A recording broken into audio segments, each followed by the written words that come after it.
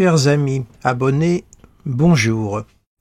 Ravi de vous retrouver. J'espère que vous allez bien en ce lundi 20 janvier. Alors j'ai envie de me replonger dans le thème de Donald Trump, puisque nous sommes aujourd'hui le jour où il va prêter serment de son investiture comme président des États-Unis, et j'ai songé qu'il était intéressant d'observer son thème et les mouvements planétaires qui s'y greffent, parce qu'ils sont très indicateurs et très intéressants à observer. Alors je vais immédiatement aller dans le vif du sujet, voilà, mettre les transits, les voici. Donc le thème de Monsieur Trump à votre gauche et à droite le ciel d'aujourd'hui, donc le ciel de l'investiture. Je vous en avais déjà parlé de ce ciel qui se fait sous une conjonction Soleil-Pluton opposée à Mars, relayé par Uranus qui fait un petit peu la résolution de cette opposition. Voilà. Alors, bon, il y a là maintenant le cessez-le-feu qui a commencé entre Israël et le Hamas, qui a commencé, bon, qui est en fin de compte un cessez-le-feu tragique, à la fois humainement, je dirais positif, passez-moi la formulation, et en même temps tragique. On voit l'aspect Soleil-Pluton opposé à Mars. C'est un cessez-le-feu qui est très très fragile. Attention, il peut à tout instant basculer. Donc on est quand même dans un climat en marche sur des œufs. Bon, il y a déjà 3 otages qui ont été libérés et qui sont plutôt bien portants, d'après les informations que nous avons eues. Et puis de l'autre côté, il y a une centaine d'otages qui ont été libérés. On voit un peu la proportion. Alors, moi, l'objectif, évidemment, ce n'est pas de rentrer dans l'interprétation du thème de Monsieur Donald Trump. Je l'ai déjà fait par le passé. Je vous invite, pour ceux qui n'auraient pas écouté mes vidéos à ce sujet, de vous reporter à celles-ci. Vous les trouverez dans mon espace YouTube. Alors moi, j'aimerais un petit peu aller de l'avant. Et ce qui est intéressant, là, autant on est actuellement dans un climat encore sombre, inquiétant, angoissant, enfin bon, bref, je ne vais pas énumérer tous les épithètes. Vous le vivez autant que moi et vous le constatez en tant que moi. Non, moi, ce qui m'intéresse, en fait, c'est que nous allons aller progressivement, et là, je vais axer sur le Soleil. Alors, vous savez, le Soleil, en astrologie, en fin de compte, il a été oublié, ce cher Soleil, ce cher Hélios. On va regarder les astéroïdes, voilà, et j'en passe, et le Soleil qui est le foyer qui symbolise la vie. On parle de notre système solaire, donc tout s'organise autour du Soleil, on l'oublie complètement. Le Soleil est passé à la trappe. C'est bien dommage, parce que le Soleil est très important. Et là, j'aimerais attirer votre attention sur le fait que le Soleil est actuellement à 0 degré du Verseau, l'ingresse, 0 degré, on va dire, du Verseau. Et l'élément céleste qui est pour moi à surveiller, à observer de près, c'est que progressivement le Soleil va continuer son évolution dans le signe du Verseau, bien entendu, mais il va aller progressivement au trigone de Jupiter. Alors, on va avancer, le Soleil. Voilà. À partir du 23 janvier, débute le trigone Soleil-Jupiter. Alors un trigone Soleil-Jupiter céleste, on peut tolérer, vous savez, 10 degrés d'orbe avant, 10 degrés d'orbe après, voire même quelquefois un peu plus.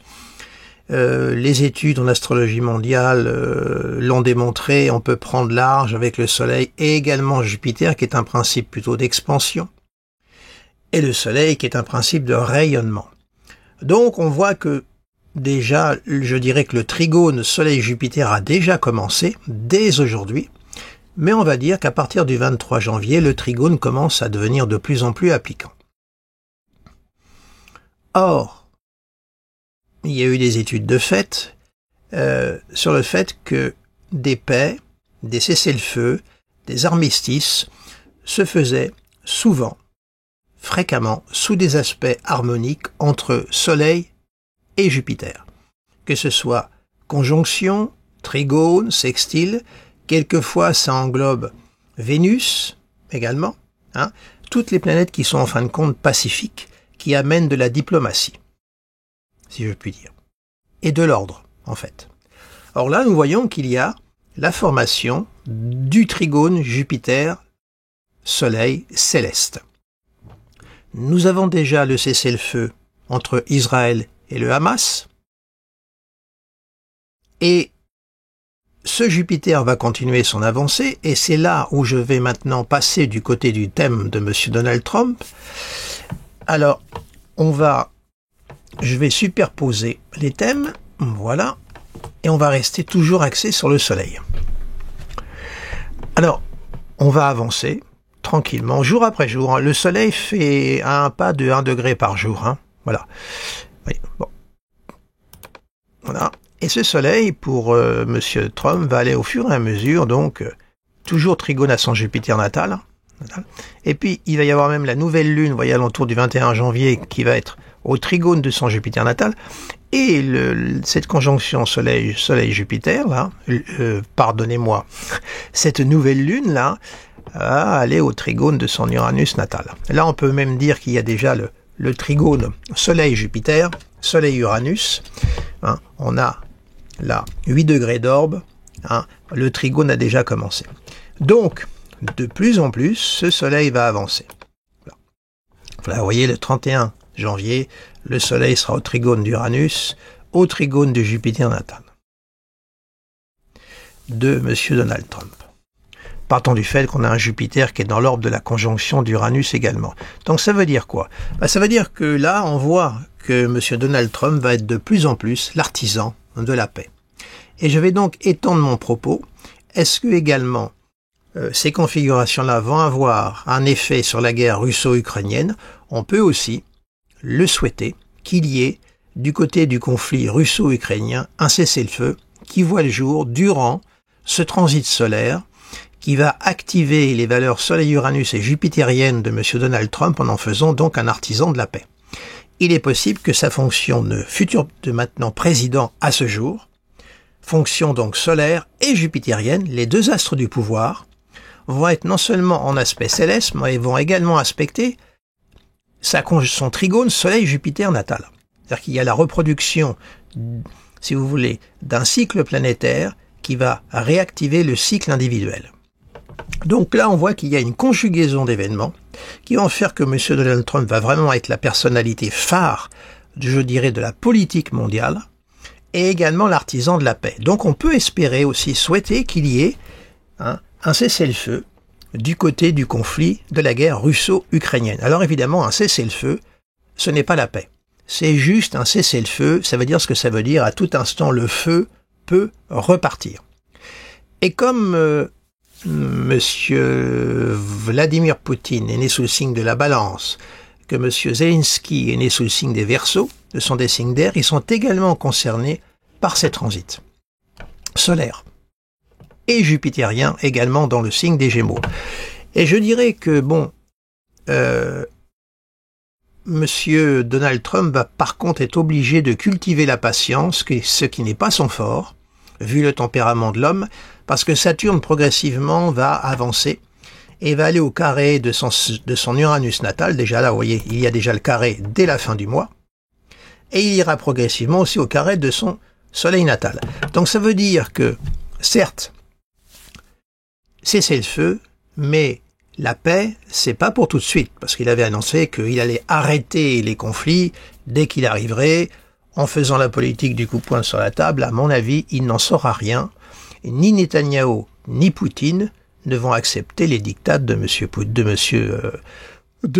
Trump. Il va y avoir de la discussion, chacun va défendre ses intérêts, sa vision des choses.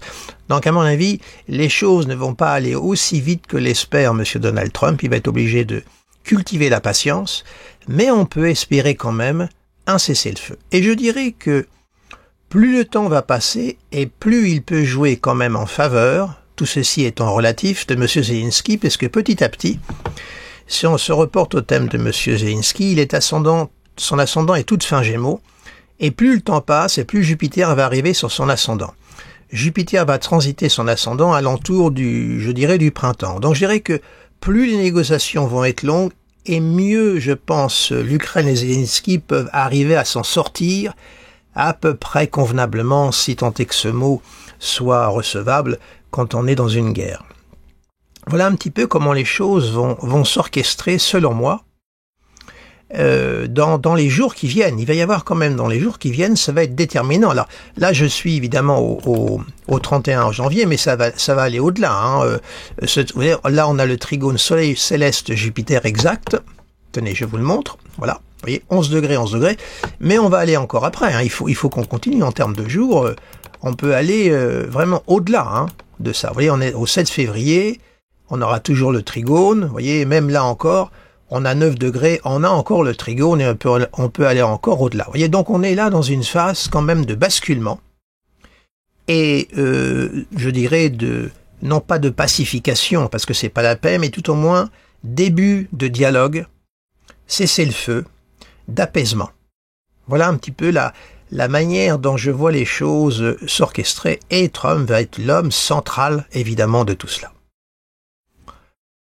Alors maintenant, j'aimerais attirer votre attention sur autre chose, concernant M. Donald Trump. Alors on va revenir aujourd'hui. Voilà. Alors vous voyez, il y a toujours l'opposition Mars-Pluton céleste qui existe, il ne faut pas la perdre de vue celle-là. Il ne faut surtout pas perdre de vue cette opposition, parce que Mars il est rétrograde, il est en Cancer.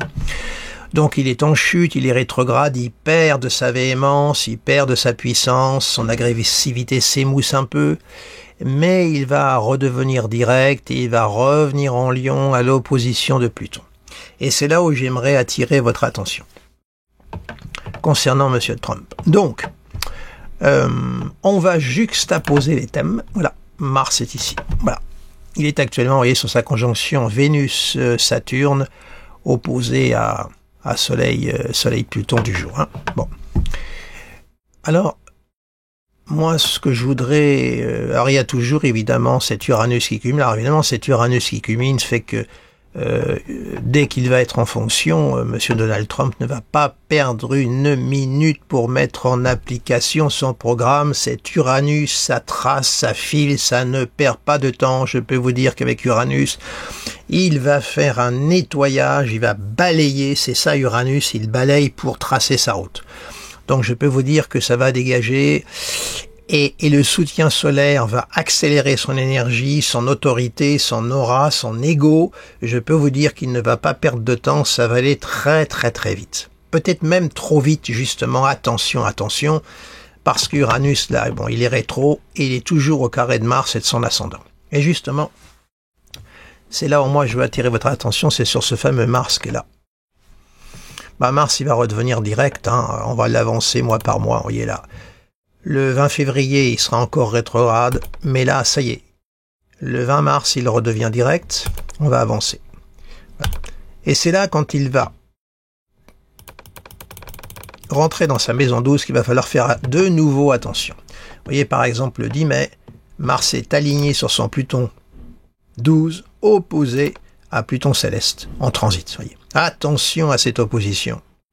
Surtout qu'Uranus sera redevenu direct et qu'il sera au carré de son Mars natal et de son ascendant, et que le Soleil va venir, je dirais, amplifier ses valeurs de feu, ses valeurs de mise en lumière, surtout que M. Trump est né sous une conjonction Soleil-Uranus, celle-ci se reforme au niveau céleste, donc ça va être un rendez-vous important.